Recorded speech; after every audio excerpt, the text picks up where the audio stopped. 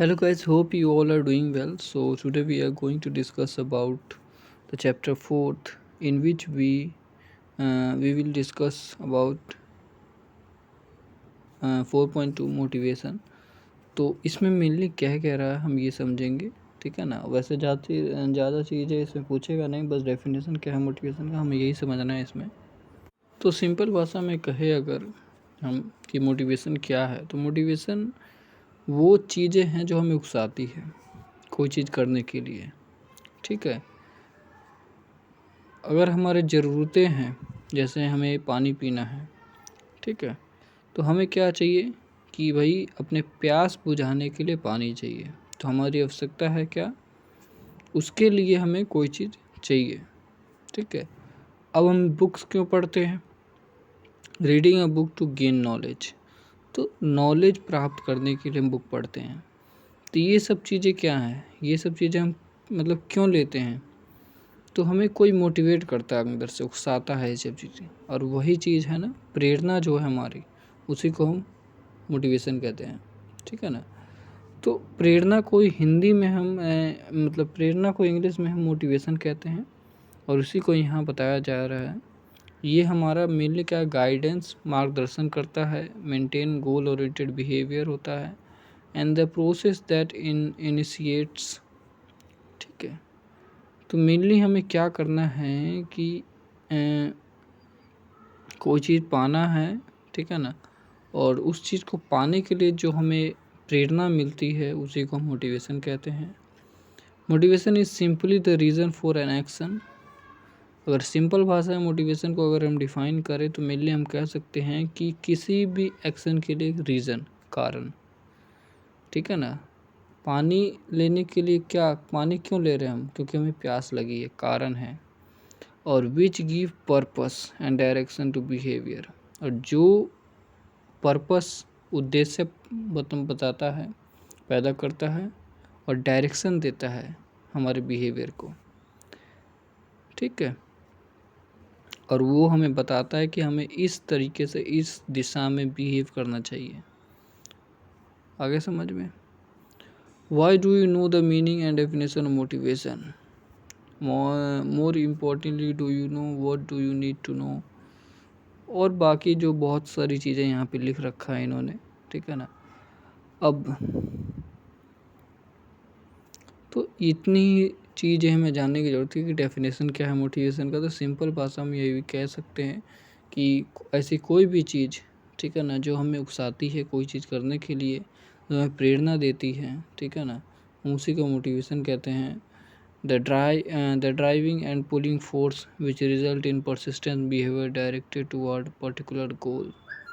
तो किसी गोल को प्राप्त करने के लिए, किसी चीज़ को प्राप्त करने के लिए हम जो चीज़ करते हैं, ठीक है ना, जो हमें डायरेक्शन देती है, दिशा देती है, उसी को मोटिवेशन कहते हैं।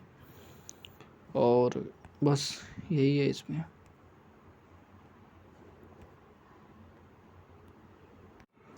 Types of motivation. तो यहाँ पे दो टाइप्स मेनली बताए गए हैं, primary and secondary motivation and extrinsic and intrinsic motivation. तो प्राइमरी मोटिवेशन क्या होता है? तो प्राइमरी मोटिवेशन मेनली जो हमारा प्राइमरी मोटिवेशन है, जिसमें hunger, thirst, sleep, sex, avoidance of pain and so on, ये सारी चीज़ें आती हैं।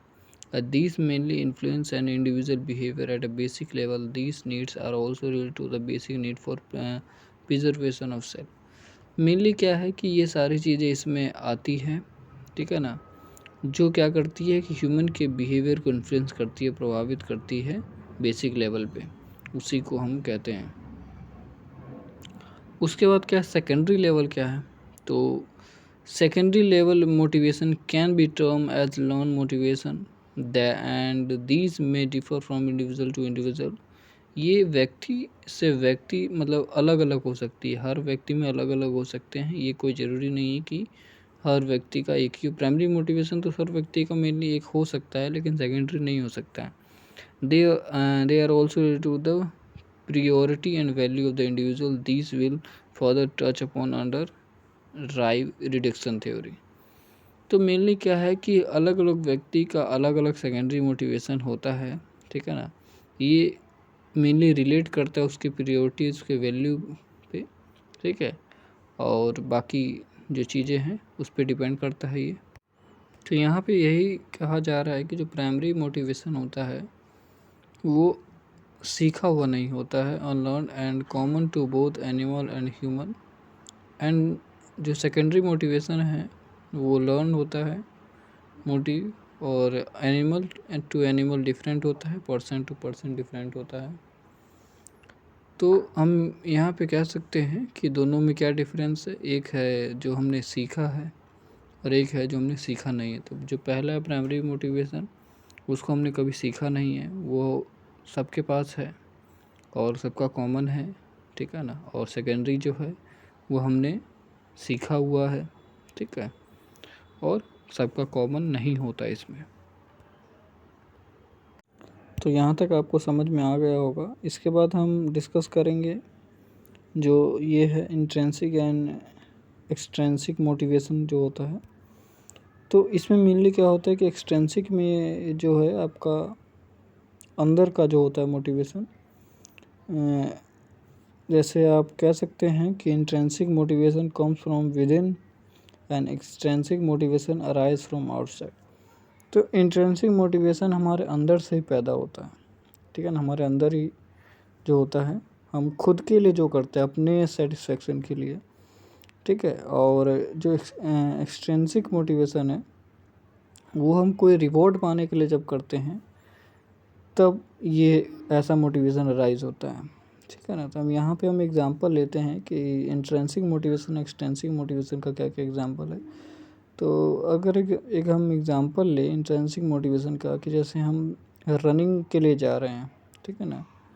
तो रनिंग के लिए अगर हम, या तो हम सुबह रोज़ उठ के दौड़ने जाते हैं, ठीक है, तो हम क्यों जाते हैं, यहाँ पे सवाल ये उठता है। तो इसलिए जाते हैं कि हम खुद को रिलैक्स कर सकें, फिट रख सकें, ठीक है। ये तो अपना पर्सनल जो है, अपना खुद को सेटिस्फाई करने के लिए, खुद को फिट रखने के लिए ये हुआ। या हम इसमें एक और एग्जांपल ले सकते हैं कि हम पेंटिंग करते हैं, तो पेंटिंग क्यों करते हैं हम, खुद को मतलब हैप्पी करने के लिए, खुद हम देखें उसको और हैप्पी हो जाए, इस टाइप से।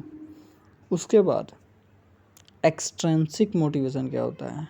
तो इंट्रिंसिक हमने समझ लिया, एक्सट्रिंसिक क्या होता है।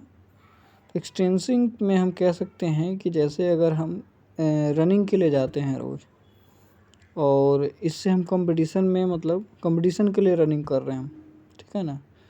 तो कंपटीशन में जीत के क्या मिलेगा, हमें रिवॉर्ड मिलेगा।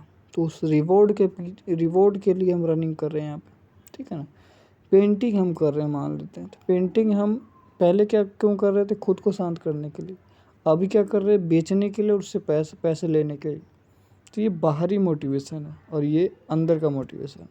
तो सिंपल हिंदी भाषा में ये कह सकते हैं कि इंट्रिंसिक जो है अंदर का है, एक्सट्रिंसिक जो है बाहर का है, ठीक है। नाम से भी मतलब पता चलता है इसका कि इंट्रिंसिक और एक्सट्रिंसिक क्या है। और